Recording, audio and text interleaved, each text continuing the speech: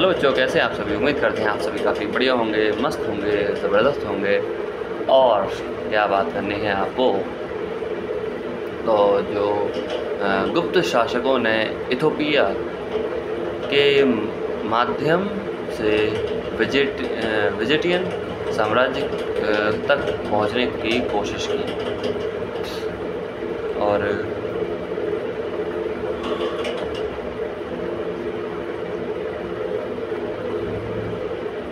ठीक है, कहते से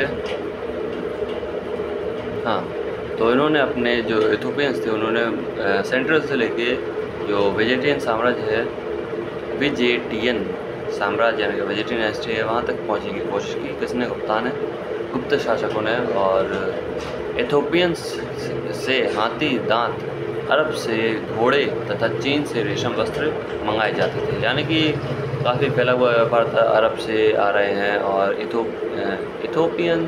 इथोपिया से आ रहे हैं और चीन से आ रहे हैं। मतलब कि बहुत, आप सोच रहे हैं उस समय इतना लॉन्ग डिस्टेंस क्या कहते हैं व्यापार करना, बिना किसी कॉलिंग के, बिना किसी कुछ भी नहीं था उस समय। और लेकिन व्यापार, ट्रेड हमेशा से होता था।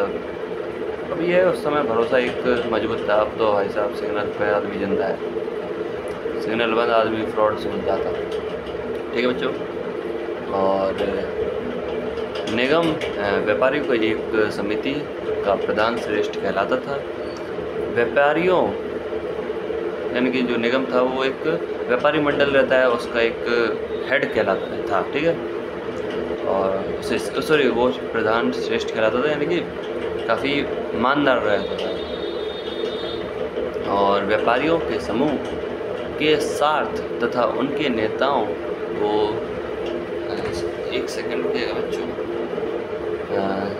सार्थ वह कहा जाता था।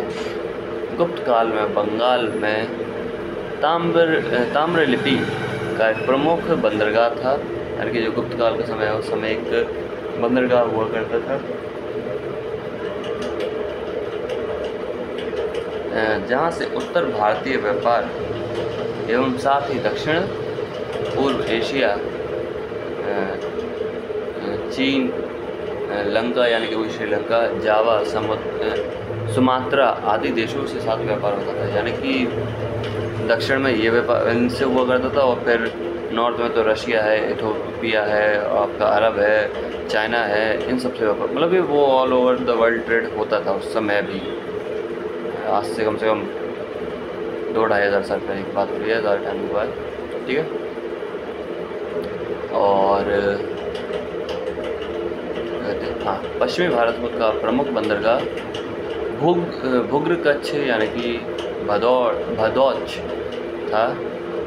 ये कहाँ का था? पश्चिमी भारत का था, जहाँ से पश्चिमी देशों के साथ समुद्री व्यापार होता था। यानी कि रूट, मतलब जो मेजर रूट यूज़ होता है वो समुद्र था, इसलिए उसे मतलब उन लोग समुद्री व्यापार कहते थे। और गुप्त काल में गुजरात, बंगाल,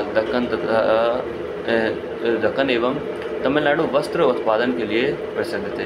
यानी कि ये वो एरिया हैं जहाँ पर गुप्त काल के समय के, जहाँ पर काफ़ी ज़्यादा जो टेक्सटाइल है वो काफ़ी ज़्यादा ग्रो की जाती है। मतलब कि जो मतलब ये जो मतलब कि वस्त्र जिनसे बनाए जाते हैं वो काफ़ी ज़्यादा ग्रो की जाती है। और एक सेकंड रुकिएगा थोड़ा सा।